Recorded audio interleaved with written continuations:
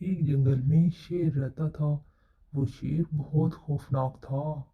वो जैसे ही गुर्राता सारे जानवर खौफ से छुप जाते थे, क्योंकि जो जानवर भी शेर को नजर आता, शेर उसे पकड़कर खा लेता था। एक दिन शेर सो रहा था। एक चूहा वहां से गुजरा, तो उसने सोचा कि क्यों ना शेर सो रहा है तो उसको तंग कर लिया जाए। वैसे तो शेर मुझे पकड़कर खा जाएगा।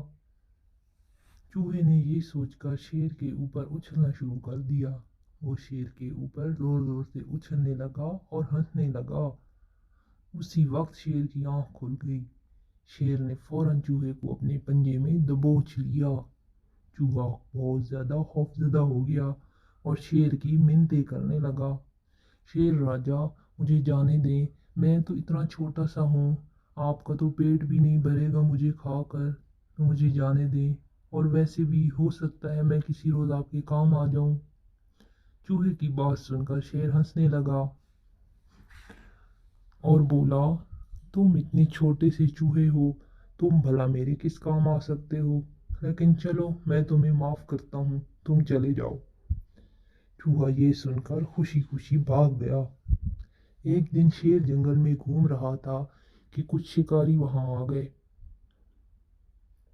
उन्होंने शेर को देखते ही अपना पिंजरा शेर के ऊपर डाल दिया। शेर पिंजरे में फंस गया। अब शेर इधर उधर देख रहा था कि कैसे पिंजरे से निकला जाए। उसी वक्त चूहे ने शेर को जब पिंजरे में फंसे हुए देखा, तो उसने कहा कि एहसान का बदला चुकाने का वक्त आ गया है। मुझे जाकर शेर की मदद करनी चाहिए। ये सोचकर चूहे ने अपने सभी साथियों को बुलाया और जल्दी जल्दी शेर के पिंजरे के पास पहुंच गए। उन्होंने दांतों से शेर के पिंजरे की रस्सियों को काट दिया और इस तरह शेर आज़ाद हो गया। शेर बहुत खुश हुआ और उसने चूहे का शुक्रिया अदा किया। सच कहते हैं, नेकी कभी ज़ाया नहीं जाती।